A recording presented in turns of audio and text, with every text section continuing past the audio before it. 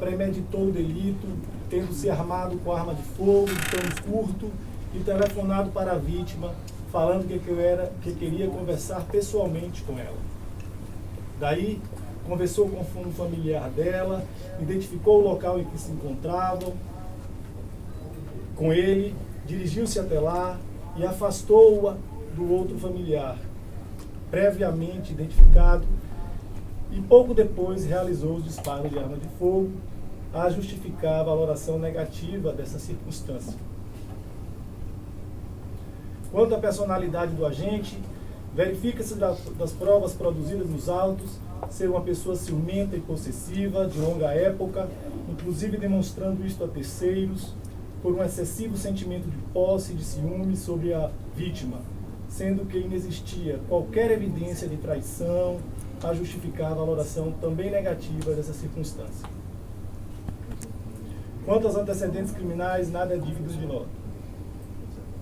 No que diz respeito à conduta social, constata-se que o réu discutia, agredia e perseguia a vítima, pelo menos durante o último ano do relacionamento conjugal, praticando violência doméstica contra sua esposa, reiterada e gravemente, a ponto de ter feito a vítima se mudar desta comarca, ao final do relacionamento, para a capital do estado de Goiás, Goiânia, o que valora negativamente, igualmente, essa circunstância. Sobre os motivos, foi reconhecido pelos jurados a futilidade que eu utilizo para qualificar o delito. No que tange às circunstâncias do crime, observo que o condenado praticou o delito em plena luz do dia, em local de grande movimentação de pessoas, em horário de pico, tendo exposto a risco diversos transeuntes. Além disso, com gestos e sinais, ameaçou o familiar da vítima logo após a prática delituosa, a evidenciar a maior reprovabilidade de sua conduta, razão pela que valoro negativamente também essa circunstância. Sobre as consequências do delito, devem elas ser valoradas negativamente, dado que a vítima era uma jovem de apenas 21 anos, que havia começado o namoro com o réu aos 15 e estava, na época de sua morte, em pleno auge da vida, com expectativa de mudanças, seja de relacionamento, de cidade, de estudos e de profissão, as quais foram frustradas abruptamente por uma ação livre e consciente do réu, que ceifou todos os seus sonhos com o seu assassinato. Finalmente, não verifico influência relevante do comportamento da vítima no cometimento do crime. Assim, doso a pena base do réu em 23 anos e 6 meses de reclusão. Verifico a presença da circunstância atenuante da confissão espontânea em todos os momentos em que o réu foi ouvido.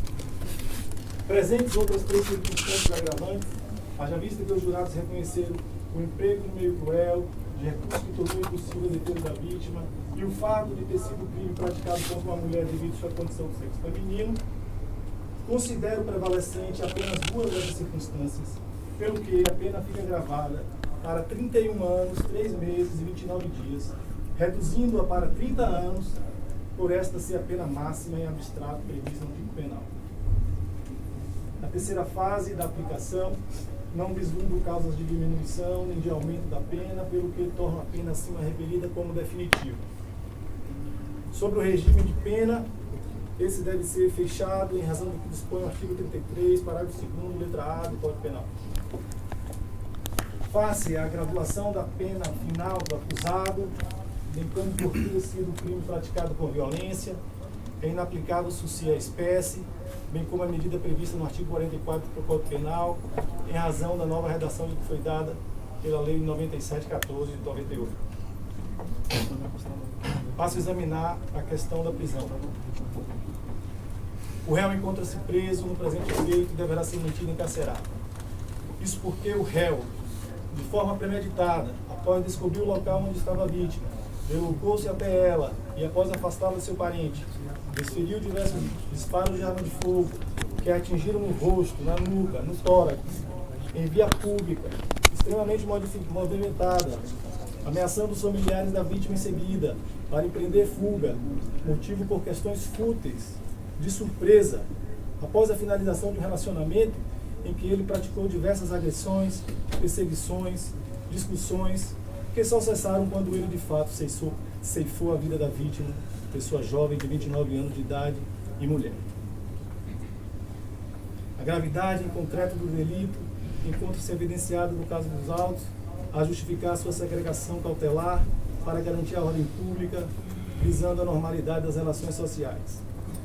A liberdade do réu nesse momento processual afigura-se verdadeiro risco à normalidade das relações sociais, ante a gravidade em concreto de sua conduta e o impacto de seus atos no meio social em que vivia réu e vítima. Além disso, o réu, após a prática delituosa, fugiu do distrito da culpa a evidenciar seu firme propósito de, em liberdade, adotar toda e qualquer medida necessária para se furtar a aplicação da lei penal, havendo necessidade de se manter a segregação cautelar do réu para a garantia da aplicação da lei penal neste caso. A concessão das medidas cautelares diversas de prisão é absolutamente inviável no caso dos autos, uma vez que os presentes os requisitos legais para a preventiva, de um lado, e de outro porque medidas mais brandas a serem cumpridas em liberdade pressupõem senso de autorresponsabilidade do beneficiado, algo que, aparentemente, não possui o réu. Sendo assim, denego-lhe o direito de recorrer em liberdade e determina a imediata execução provisória da pena. Enfrentando o disposto no artigo 804 do Código de Processo Penal, deixo de condenar o acusado em custas e taxas processuais e que é beneficiário da assistência judiciária, face à sua aparente condição de hipossuficiência. Despeça-se a guia de recolhimento provisório, encaminhando o réu para a penitenciária onde se encontra preso.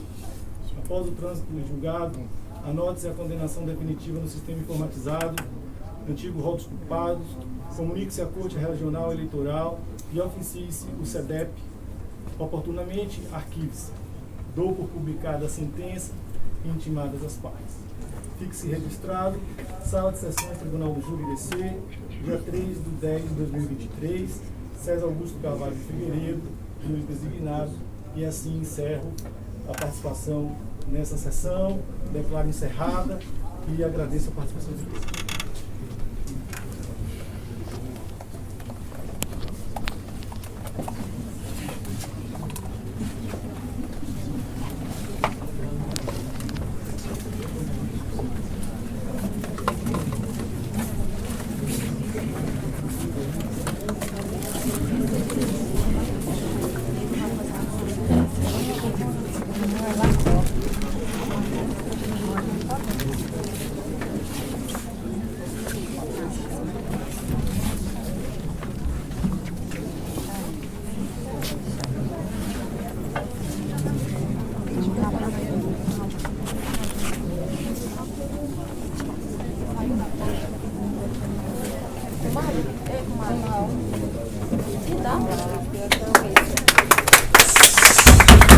Por favor, gente, lá fora.